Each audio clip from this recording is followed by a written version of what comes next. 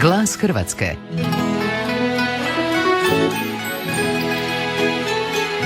Živjeti put nade.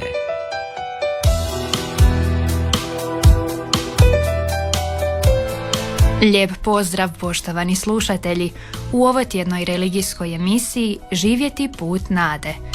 Ugodno slušanje i dobar prijam naše emisije iz Zagreba i Hrvatske žele vam ton majstorica Katarina Račić, urednica emisije Tanja Rau i voditeljica Magdalena Magdić. Iz emisije izdvajamo: u Kotoru održane tripundanske svečanosti. Zagrebačka nadbiskupija i Katolička crkva u Hrvatskoj pripremaju se za proslavu blagdana blaženog Alojzija Stepinca. Svećenici iz Hrvatske osvojili zlatnu medalju na Europskom nogometnom prvenstvu. O životu Hrvata u Rumunjskoj govori kancelar i ekonom Temišvarske biskupije Nikola Lauš. Predstavljamo djelovanje malog tečaja radosnog kršćanstva. Ostanite s nama.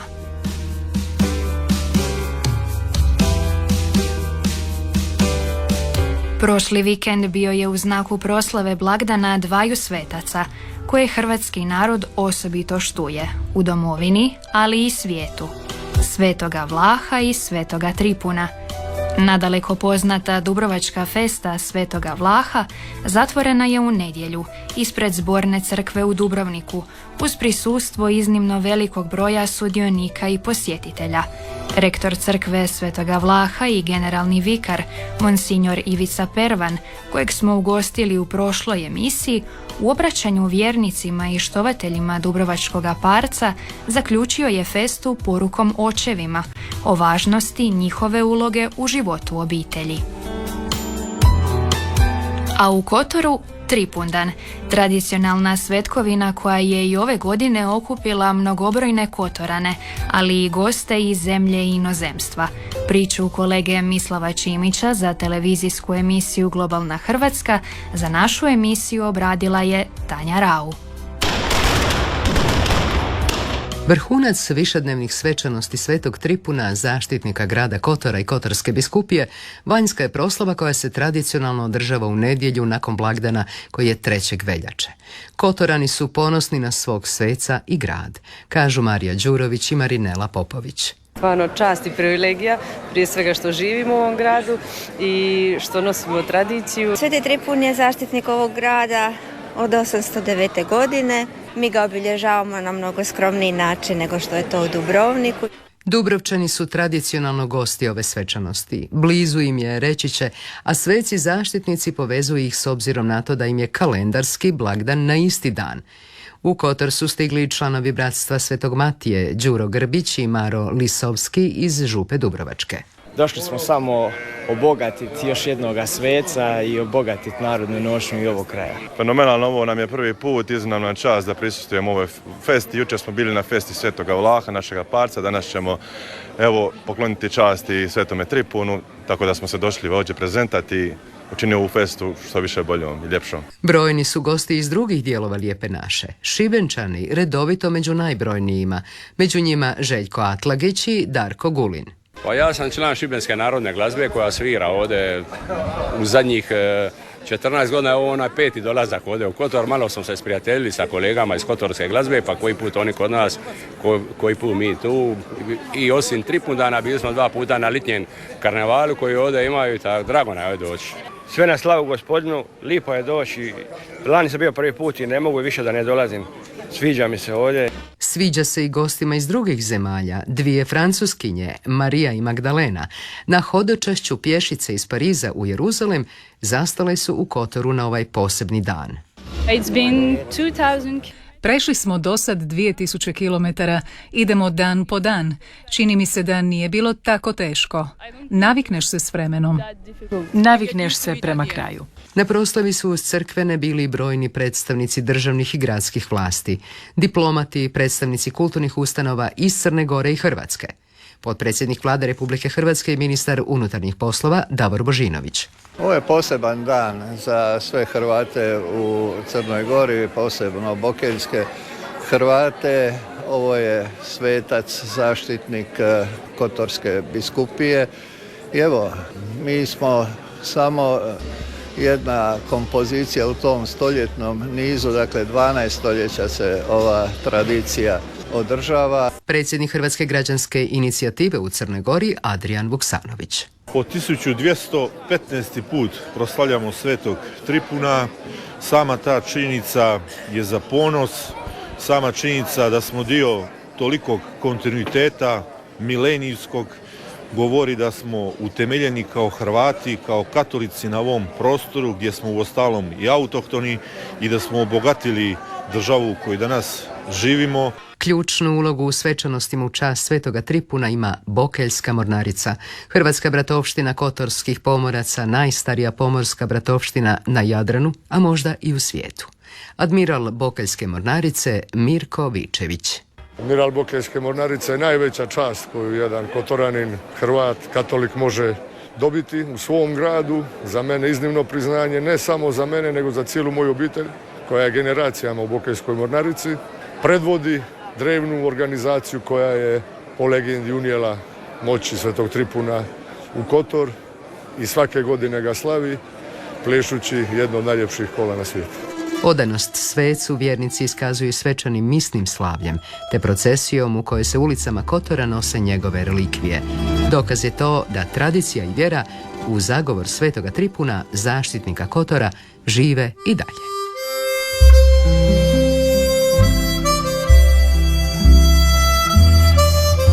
Mnoštvo vjernika ovih dana hodočasti u Stepinčevu rodnu župu Presvetoga Trojstva u Krašić, koja se devetnicom priprema za proslavu blagdana blaženog Alojzija Stepinca.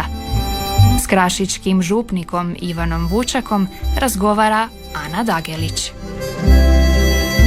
Uoči proslave Stepinčeva u emisiji pozdravljam krašičkog župnika velečasnog Ivana Vučaka koji će nas uvesti u ovogodišnju proslavu u Stepinčevu rodnom Krašiću.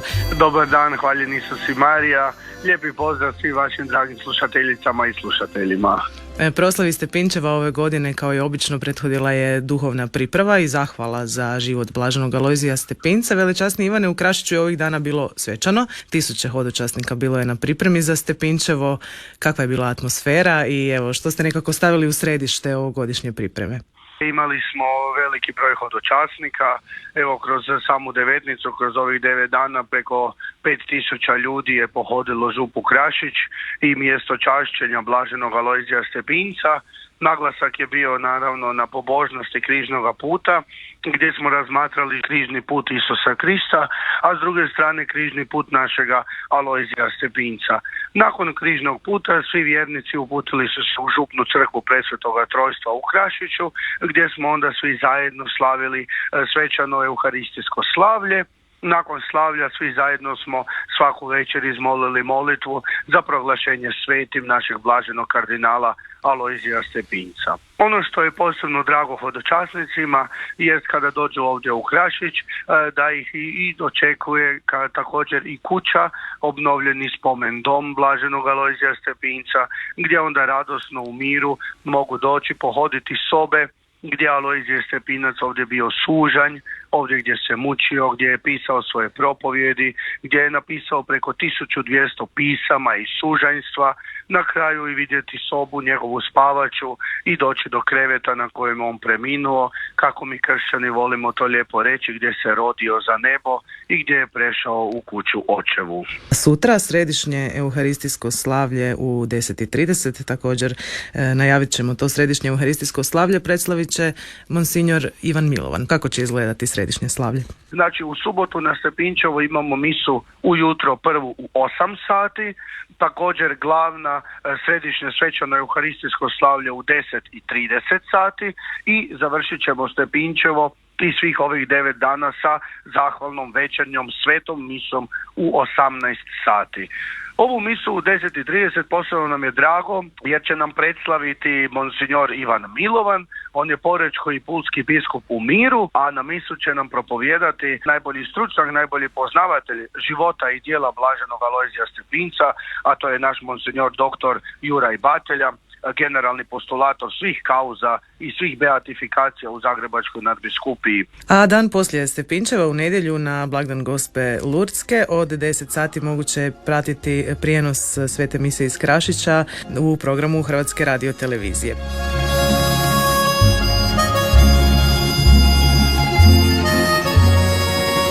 Vjernici grada Zagreba od smrti kardinala Alojzija Stepinca 10. veljače 1960. obilaze Stepinčev grob u katedrali i na dan njegove smrti okupljaju se na misama. Sutra, na blagdan blaženog Alojzija Stepinca, zagrebački nadbiskup Dražen Kutleša predvodit će svečano euharistijsko slavlje na trgu ispred katedrale s početkom u 17 sati, jer su u katedrali radovi na njezinoj obnovi. S rektorom katedrale, monsignorom Zlatkom Korenom, razgovarala je Blaženka Jančić. Unazad 26 godina na poseban način je oživljen 8. svibnja, a unazad 26 godina rodio se i 3. listopad. Sve su to dani usko vezani uz blaženog Alojzija Stepinca, ali 10. veljače ima jedno osobito značenje i to 10. veljače od smrti blaženog Alojzija Stepinca. Nije se to zvalo tada ni Stepinčevo, nije to bio ni blagdan blaženog Alojzija Stepinca, ali znalo se jedno, kako se 10. veljače mora poći u Zagrebačku katedralu i sudjelovati u euharistijskom slavlju i oni stariji pamte te propovjedi koje su uvijek bile aktualizacija blaženog Alojzija Stepinca danas, a onda zagrebačkog nadbiskupa sužnja preminuloga kardinala Alojzija Stepinca, aktualizacija njegove poruke, njegovog života, onom vremenu i onom trenutku koji se živio baš u toj godini. Kardinal Franjo Kuharić je svake godine u svome govoru sa Stepinčeva groba uvijek vrlo jasno branio istinu o Stepincu, a braniti istinu o Stepincu značilo je braniti istinu o jednom malom narodu, o jednom narodu koji je evo prošao različite kušnje unutar svoje povijesti, ali mu je Bog uvijek podario vođe u nekim značajnim trenucima. Stepinčevo od 1998. od pohoda Ivana Pavla II. Hrvatskoj, od njegovog povratka u grad Zagreb, od beatifikacije u Mariji Bistrici, dobiva jednu novu snagu. Do 90. godina na ovaj ili onaj način, na poseban način obilježavalo se, nazovimo taj 10. veljače, u katoličkim misijama diljem svijeta. U domovini to je negdje bilo tiše, negdje glasnije, ali najglasnije u Zagrebačkoj katedrali. Od 1998. to se širi u sve naše biskupije i nadbiskupije, tako da bismo mogli reći da svaka nadbiskupija ima neke elemente te zagrebačke proslave u tim danima, u svojim prostorima, u granicama svoje biskupije. No ovo u Zagrebu uvijek ostaje na neki način posebno, jer to misno slavlje uvijek predvodi nasljednik blaženog Alojzija Stepinca. Činio je to kardinal Kuharić, činio je to kardinal Bozanić, a ove godine će po prvi puta tu euharistiju predslaviti nadbiskup Dražen, koji je svojevremeno kao svećenik uzeo ono geslo koje je uzeo i Alojzije Stepinac, a to je u tebe se, Gospodine, uzdam. Iskupljeno, pa nađeno, polomljeno, pa sastavljeno, jednom je križ porazio grijeh, jednom je riječ utažila žeč. Napuštam svijet jer ovo je moj spas. Kad zapjevam tvoj čuje se glas.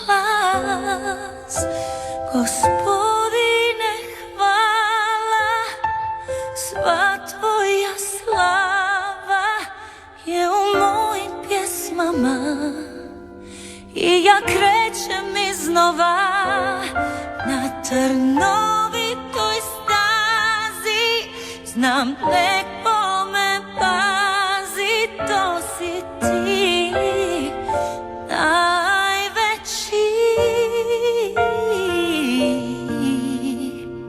Jednom je sin na tren ostavljen pred očima majčinim, al vjerom ispunjenim stajala je dok zamro je glas, znajući da žrtvom spašava nas.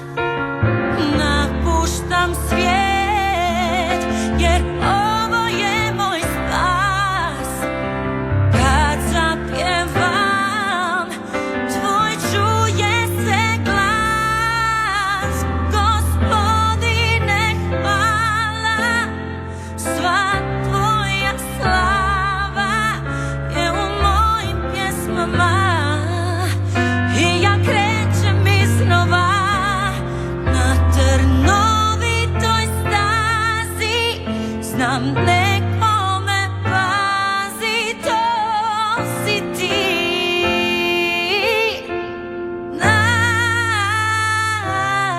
najveći. Živjeti put nade.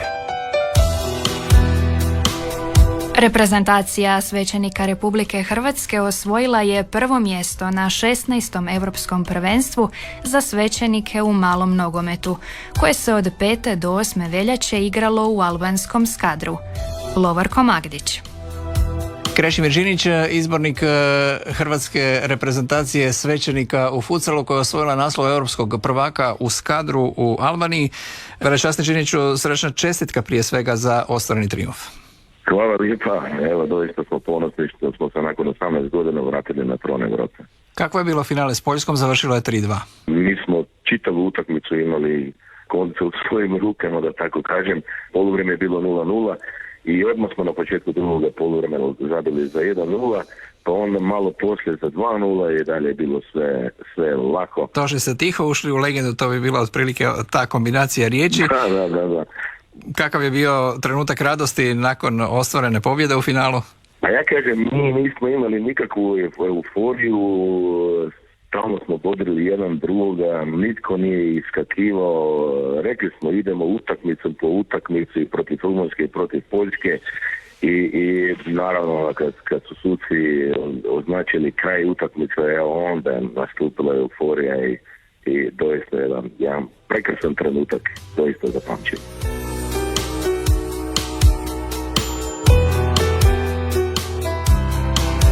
Nedavno se iz posjeta Temišvaru, glavnom gradu Banata u Rumunjskoj, vratila kolegica Mirjana Žugec-Pavičić. Tom prigodom snimila je za Glas Hrvatske razgovor s kancelarom i ekonomom Temišvarske biskupije Nikolom Laušem, svećenikom hrvatskih korijena. Poznata je priča o hrvatskoj manjini u ovoj zemlji, koji su najbrojniji na području 7 karaševskih sela sa sjedištem u Karaševu, no i u drugim gradovima Rumunjske žive Hrvati i njihovi potomci. Bila je ovo prigoda da saznamo nešto više i o onima koji su na području Temišvarske biskupije. Nakon 5 godina obnove, od prošle godine ponovno se služi misa u katoličkoj katedrali Svetoga Jurija, smještenoj na jednom od najljepših temišvarskih trgova.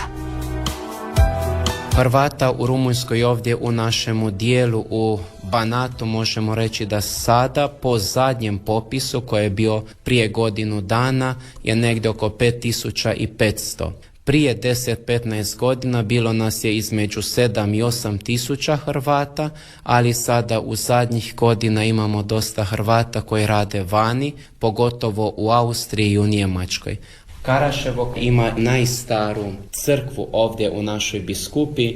1726. godine bila je sagrađena ta crkva, tako da za 2 godine imat ćemo jubilej 300 godina od najstarije te crkve koje danas postoji na razini Temišvarske biskupije, a to je ta hrvatska crkva.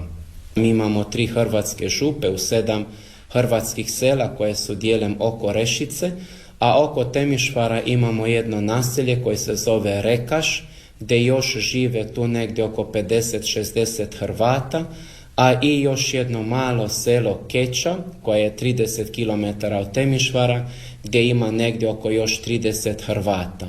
A onda naši Hrvati koji žive udaljeno Temišvara 120 km oko Rešice, oni su već u ovome dijelu prisutni od, recimo tako, već 700 godina, to je 14. stoljeća. Na početku koji su imali brigu ili koji su se skrbili zašto se sada pastorala tiče, to su bili Isusovci i Franjevci. Tako da onda kad je bio grad oslobođen Temišvar 1716. godine, baš u Karaševu bili su Isusovci iz oko Zagreba koji su došli i onda tu su oni kao bili, a iza njih onda su došli Franjevci. Sve dok je onda iz ovoga dijela, dok je neko postao svećenik, onda na početku to su se skrbili, tako možemo reći, da su bili redovnici koji su vodili ili taj i učili hrvatski narod ovdje u ovome dijelu. Kakva je situacija? Vraćaju li se Hrvati koji su na radu u nekim drugim zemljama u svoje obitelji? Koristili se taj novac koji su zaradili u novom životu povratničkom? Sad to ovisi, imamo dosta koji rade vani, ali grade kuće ovdje, pa oni se vraćaju, ali taj povratak je tako, možemo reći, da oni dođu 3 ili 4 puta godišnje, pogotovo preko ljeta, ili baš za blagdane. Za blagdane, to je za Božić i za Uskrs, kad su nekoliko dana ovdje. Jer onda imamo već mladi koji su oženjeni ili žive u Austriji, a njihova djeca već tamo idu u vrtić i u školu. Da li će oni dolaziti, to je pitanje. Kako je organiziran vjerski život, kako Hrvati duhovno mogu rasti u svojem okružju, u svoje svećenike, uz mise na hrvatskom jeziku? Možemo tako reći da hrvatski narod ovdje u našemu dijelu je vrlo pobožan. Iako mi bi sada rekli da to je taj tradicionalistički narod, pogotovo baš taj tradicionalistički vjerski život zadržao je tog naroda. Kada ja uzmem svoje rodno selo, na primjer u Lupaku, sada tu možemo reći da danas ima oko 300-350 ljudi koji žive, koji nisu vani, koji su tu, a nedeljom od tih 350 ljudi više od 300 ih imaš na svetoj misi. Tako da sveta misa je jedan centralni dio našega cijeloga hrvatskoga naroda, a iza te svete mise onda postoje te različite pobožnosti. To su, kako mi kažemo, mali nauk. To je vjeronauk ili mali nauk, kad onda se moli lauretanska litanija, a onda poslije podne narod dođe pa moli litaniju, pa onda je blagoslov ili veliki nauk, ali veliki nauk to je pogotovo za blagdan Božića i za Uskrsa, onda to je baš ono kao večernja molitva uz psalmi i hvalospjeva.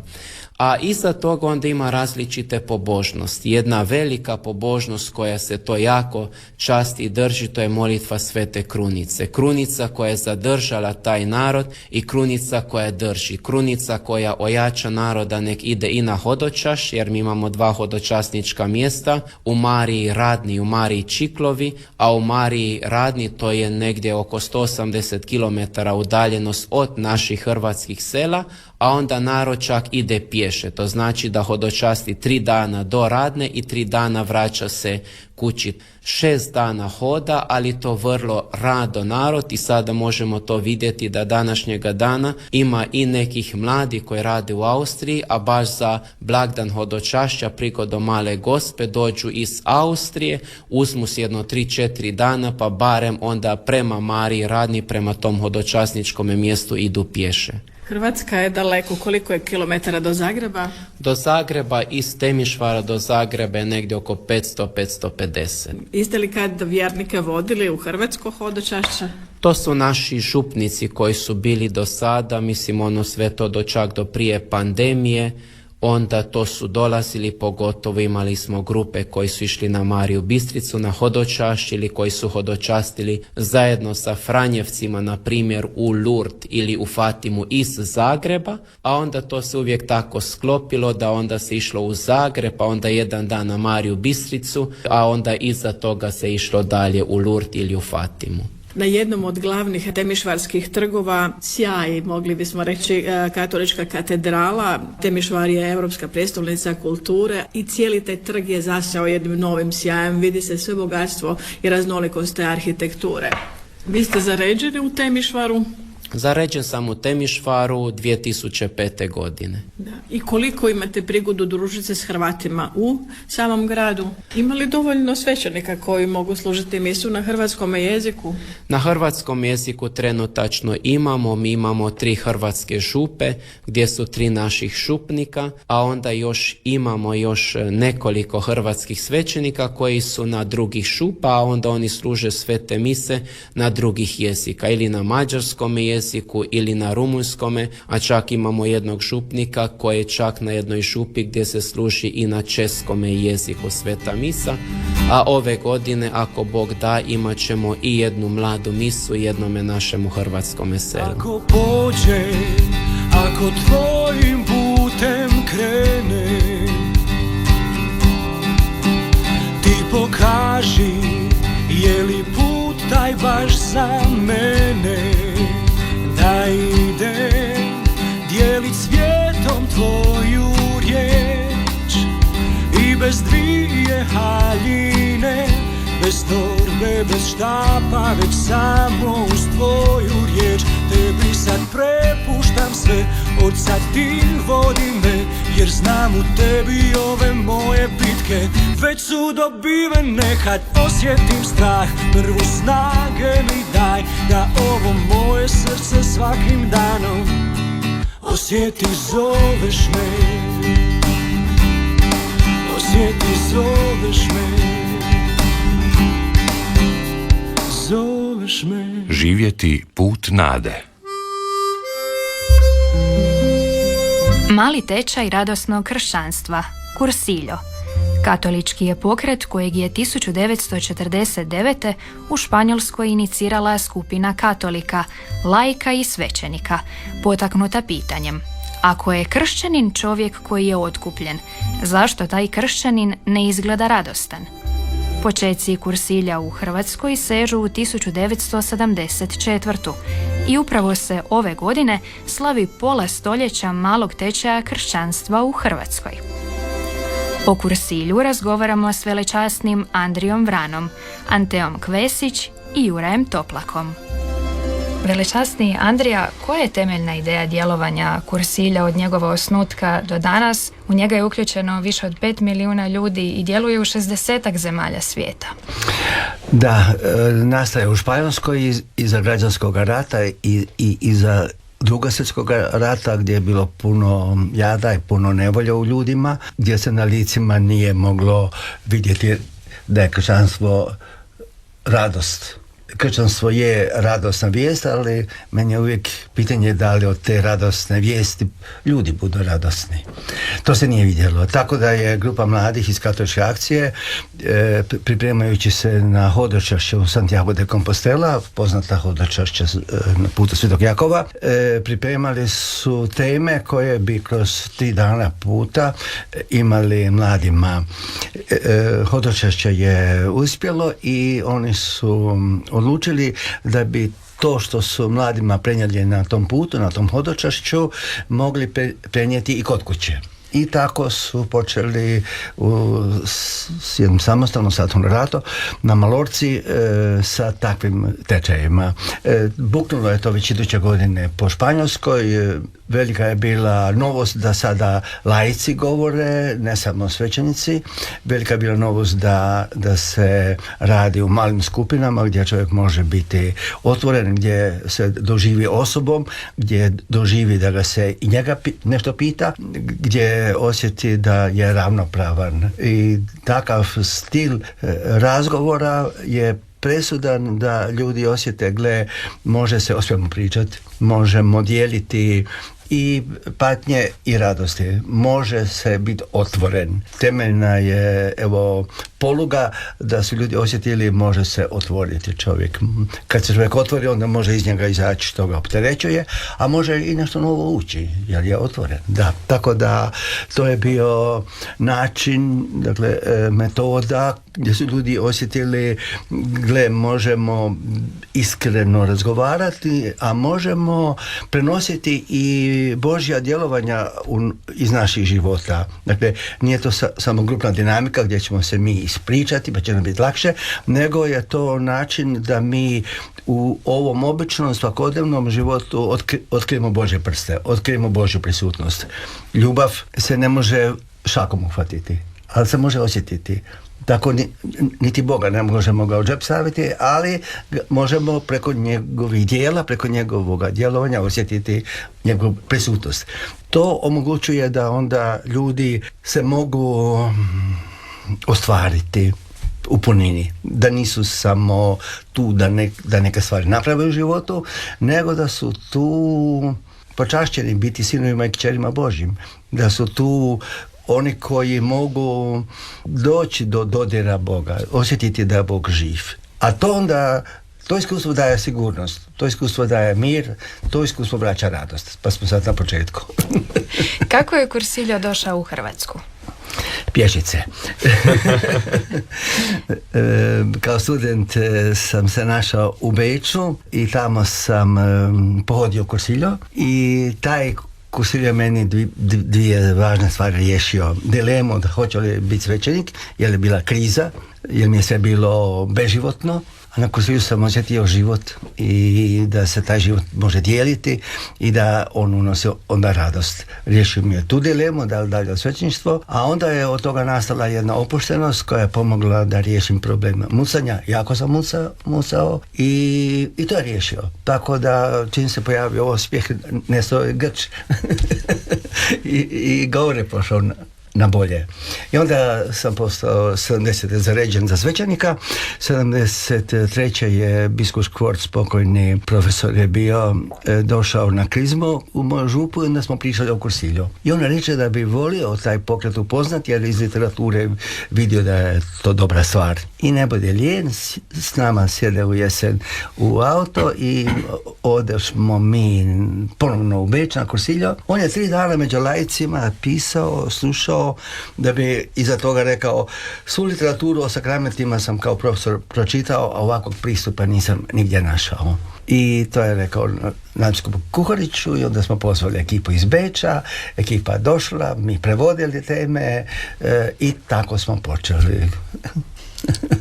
I danas okupljate mnoštvo zapravo u cijeloj Hrvatskoj. Danas se okuplja, da, od, rekao bih, Osijeka, bili smo i u Petrovaradinu i Novom Sadu, još za juge, od Osijeka do Mostara,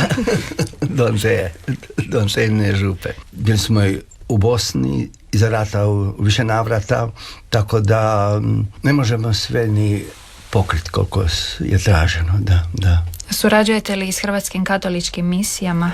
Da, pozvali su nas u Berlin, tamo su naši mladi imali tečaj, u Minhenu su bili, u Stuttgartu su bili, tako da svi ti mladi ljudi su tražili da opet dođu, pa evo sad se govori da bi Švicarsku išli, pa u Austriju, naši su mladi išli u Ukrajinu, pa su tamo pomogli uvesti Cursillo. Traži se jer to je način koji nije, rekao bih, poučavanje ljudi, nije tumačenje, nije teološki pristup, To je način gdje se iznose iskustva Božih dodira, iskustva Božje pomoći u vlastitom životu i to onda djeluje.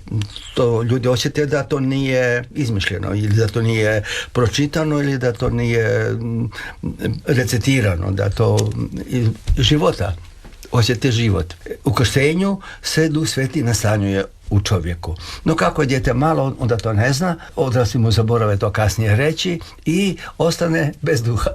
Muči se. A onda mi posvijestimo da taj duh je i dalje prisutan i da je živ i kad njegovo djelovanje konstatiramo, onda ljudi vide, gle, ja više ne moram biti sam, ja više ne moram sve sam rješavati. Bog je sa mnom. U najkonkretnim stvarima. Bilo to bolest, bilo to studij, bilo to sve. A da nije samo etiketa, da nije samo pobožnost, da tako kažem, nego da to izvire iz druženja kao što sad mi dvoje pričamo. Da to izvire iz jednog zajedništva koje je život, suživot. Život je život ako je suživot, da. Antea i Jura, i vi ste animatori u Kursilju i prenosite tu radost kršćanstva na druge. No kako ste vi prvi put doznali za Kursilju i odlučili se priključiti? Ja sam saznala za tečaj Kursilja, odnosno za Kursilju baš tako što je Kursilje došao do Hercegovine, do Mostara. Imala sam tečaj za krizmanike, znači naš župnik je pozvao Kursilju da održi tečaj za krizmanike baš u našu župu. Ja sam tad bila drugi srednje i došla sam na taj tečaj i bila sam baš oduševljena. Baš ovo što je rekao velčasni Andrija, vidjela sam kako ljudi radosno žive svoju vjeru, kako radosno žive kršćanstvo. Svjedočili su mi kako je Bog djelovao u njihovom životu i pokazali su mi da je Bog uistinu živ. I to je nešto što je mene oduševilo. Oduševila me ta radost, oduševila me njihova želja za životom, oduševilo me njihovo pristupanje nama mladima. Baš evo, to mi je nekako bilo toliko prekrasno i onda sam odlučila otići na otok Krapanj. To je otok na kojem se održavaju Kursilju tečajevi preko ljeta. I to je bilo 2018. godine, znači evo prije 6 godina i od tada redovno idem na Krapanj i kad sam došla tu u Zagreb na fakultet, uključila sam se još aktivnije u Kursilju i evo stvarno sam radosna što mogu biti dio Kursilja. Jurej. Prvi moj susret s Kursiljom bio je prije 10 godina kad sam sam bio krizmanik i sjećam se da sam dolazio tada sa stavom, s jednim zidom, što mogu još naučiti o vjeri. Mislio sam da sve znam, međutim dao sam se iznenaditi. Tamo sam prvi put susreo nekoga s kim sam mogao podijeliti svoje strahove, svoje probleme i vidio sam da nisam sam. Jer laici, animatori koji su svjedočili su posvjedočili upravo ono s čim se ja sada borim i to mi je dao nadu i ohrabrenje da se ja odem povjeriti tim ljudima i nekako samim time već su ti moji problemi postali manji i treći dan sjećam se nismo kao grupa išli tamo jer smo morali ići za krizmu nego jer smo htjeli doći, bili smo radosni. I često je to slučaj da nakon prva 2 dana sudionici susreta žele doći jer su oduševljeni i rijetko kad se ih daju doma jer im je tako dobro. I evo slično kao i Antea, onda sam se uključio kasnije u Kursilju i vidio sam zapravo koliko je lijepo biti dio te zajednice jer su i neki moji strahovi otpali i prepoznao sam se u prijateljstvima i prepoznao sam neke svoje talente koje nisam ni znao da imam. Koliko je teško pripremiti program za mlade? Je li ih teško oduševiti da slijede Krista? Budući da svjedočimo svoje osobne životne primjere i priče, ne moramo nešto pretvarati, ne moramo se glumiti. To je ona srž, a to je da je Krist živ, da je on dotaknuo i promijenio naš život. Ja nisam prvo vidio da je Kursiljo promijenio nekoga, nego sam prvo primijetio promjenu na sebi. I to je ono što sam želio podijeliti s drugima i zapravo sve se gradi oko toga, sva igra, sve pjesme, sve samo jedan bonus gdje čovjek može vidjeti i sudionik koji polazi tečaj da je kršćanstvo stvarno radosno zajedništvo. I nekako moja prva slika, asocijacija kad neko spomene Kursiljo je kao jedno zrno pšenice, svako od nas kao jedno zrno pšenice koje umire sebi, ali u tom Kursilju je sadržano kao i u tom zrnu pšenice sve što je potrebno bici da raste. I to je neka moja slika Kursilja. Imamo to nešto glavno, tu hranu koja treba staviti da raste, ovo sve je bonus i nekako dolazi sve prirodno kod pripremanja tečaja. Ima zapreka, ima poteškoća, ali zato smo tim, zato smo zajedno, da možemo sve zajedno nadići i pitati jedni druge za savjet ako je to potrebno. Antea, tko zapravo sve sudjeluje u pripremama za tečajeve koje organizirate? Što se tiče samih tečajeva, znači program je otprilike dosta sličan na svakom tečaju, znači imamo tu neku šprancu koja zapravo očito dobro funkcionira, onda zašto je mijenjati, ali naravno svaki tečaj je drugačiji, svaki tečaj je poseban zato što na svaki tečaj dođu drugi ljudi i svako od nas je poseban i jedinstven, tako da evo na svakom tečaju tako i pristupamo drugima. Ali što se tiče same organizacije tečaja, svaki tečaj ima rektora, to je osoba koja nekako cijelu tu, to jest većinu organizacije preuzme na sebe, dogovara sa župnikom, svećenikom, sudionicima, prolazi svu tu komunikaciju i slično i onda oko sebe okuplja svoj tim animatora. Ovisno koliki je broj sudionika na nekom tečaju, toliko animatora ide na određeni tečaj i onda sa tim animatorima on dogovara sve te neke detalje oko programa. Na primjer, evo mi imamo teme, mi to zovemo kursiljonit, znači teme koje zapravo prate život osobe i to je ono što je Juraj spomenuo, on je primijetio da ti mladi ljudi pričaju o problemima s kojima se on bori, znači mi dođemo na te tečajeve i zapravo svjedočimo o našem životu, nekako od svih tih problema, poteškoća i radosti koje prolazimo i te teme su zapravo bit svakog tečaja i nakon tih tema pričamo u manjim grupama o tome što smo čuli, što smo mi doživjeli, o našim mišljenjima, razmišljanjima, osjećajima i slično. Tako da evo, nekako na svakom tom tečaju imamo svjedočanstva, teme i radove u grupi, a naravno uz to imamo igre, misu, klanjanje, druženje, zajednički ručak i slično, tako da evo nekako to su tipa na tečaju za krizmanike 3 dana, imamo tečajeve za odrasle koji traju 4 dana, tečajevi na krapnit 1 dana, tako da evo svaki tečaj je dosta zanimljiv i poseban. Pamtite li neke posebne susrete tijekom tečaja sa sudionicima, nešto što vam se baš urezalo u sjećanje?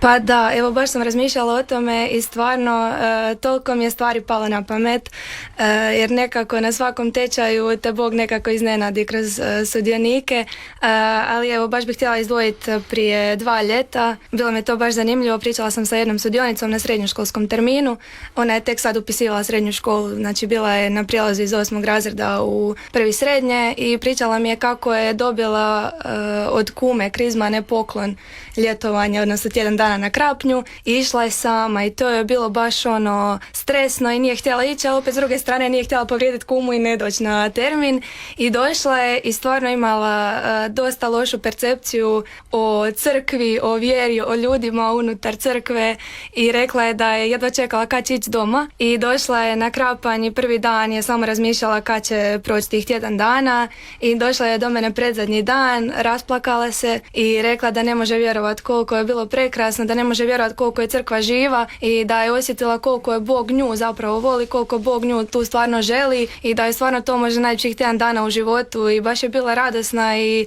bila je čak i s jedne strane tužna zato što je imala takvo mišljenje, ali opet s druge strane i toliko sretna što je imala priliku to doživjeti, tako da evo to mi je baš bilo prekrasno za čuti i vidjeti. Budući da nam se bliži Korizma, kako se vi pripremate za Uskrs i što vam je najvažnije u tom razdoblju?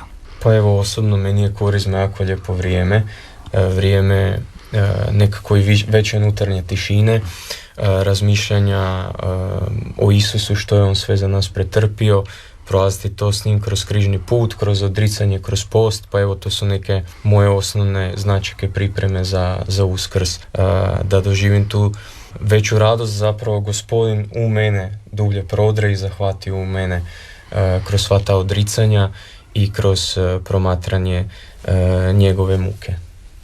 Ja iskreno nisam toliko ni razmišljala o tome jer sad vrijeme ispita, tako da sam nekako više bila u tome, tako da hvala vam što ste to pitali, ali nekako Uskrs mi je još malo dalje, pa nekako uvijek gledam kako ću se pripremiti za Korizmu, jer evo mislim da je ta moja priprema za Korizmu baš jako bitna za samu pripremu za Uskrs, evo zatim imamo tih 40 dana, tako da evo stvarno ću se potruditi nekako više osluškivati šta mi Bog govori, gdje me Bog želi, šta želi od mene i nekako to kroz, što je Jura rekao, post, molitvu, meni je tipa odlazak na svetu misiju jako bitan, to je nešto što je ono kod mene svakodnevno i baš vidim koliko me to vuče i tjera na bolje, tako da evo ja bi to rekla. I velečasni Andrija, nakon Uskrsa sigurno vas čekaju i pripreme za veliki jubilej.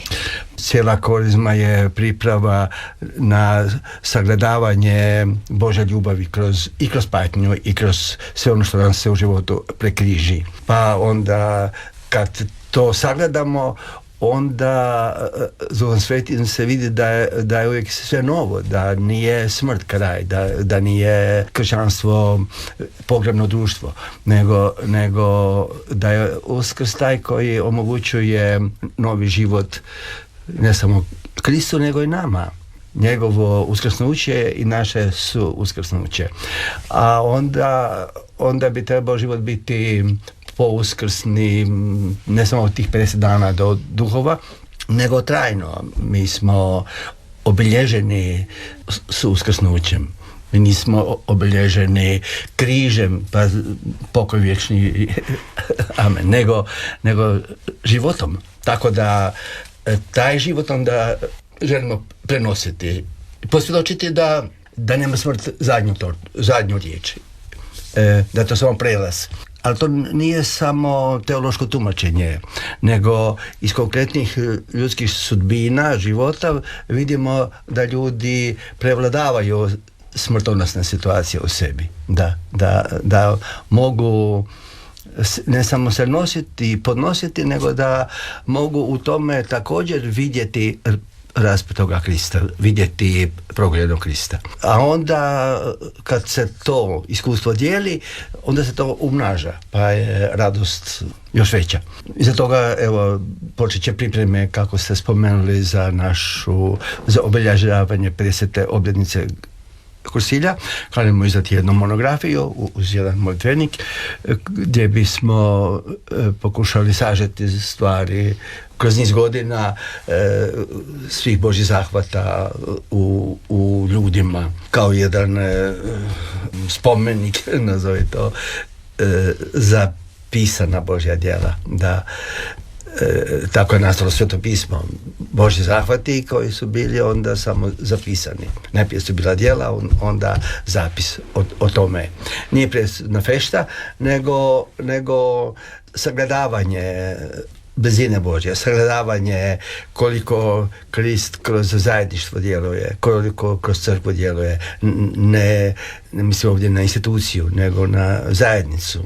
Kako je istina gdje su 2 i 3 u njegovo ime, da je on tu. Kako ti 2 i 3 ili više mogu puno više napraviti nego jedan sam. Tako da puno se aktivnosti rađa koje onda su pokazatelj života.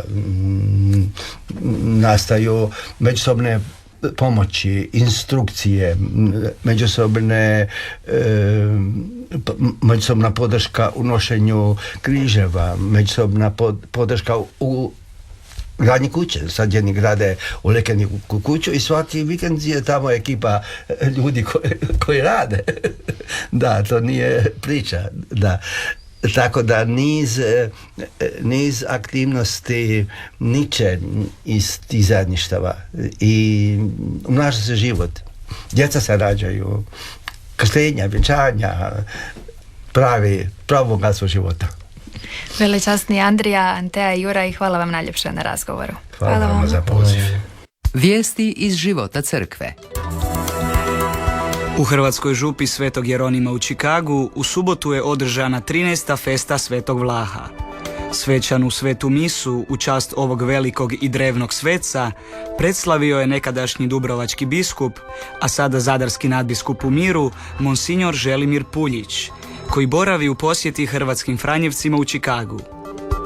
Nadbiskup će ostati još nekoliko tjedana u Čikagu, gdje u mirovini živi i njegov brat Fra Ilija Puljić, koji je cijeli svećenički život darovao hrvatskim iseljenicima.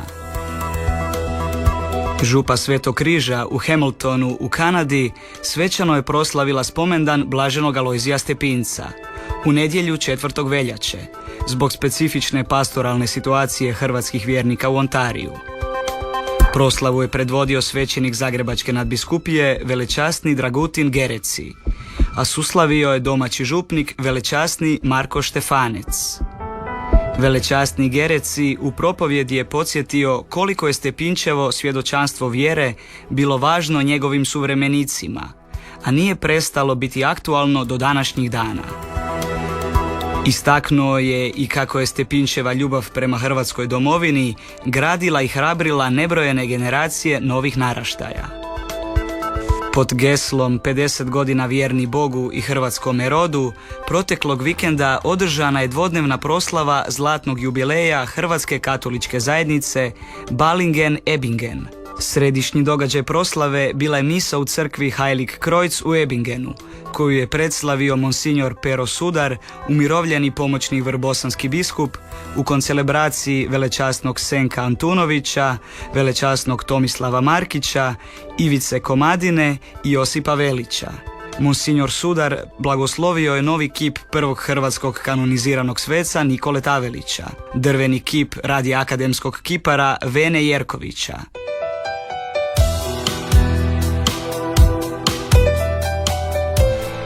Poštovani slušatelji, bilo je to sve što smo za vas pripremili u današnjoj emisiji. Ton majstorica Katarina Račić, urednica Tanja Rau i vaša voditeljica Magdalena Magdić.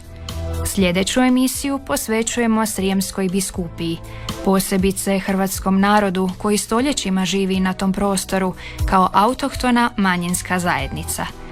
Imali smo posebno zadovoljstvo ugostiti monsignora Fabijana Svalinu, srijemskog biskupa koadjutora s posebnim ovlastima. Iz Zagreba i Hrvatske neka vas prate mir i dobro.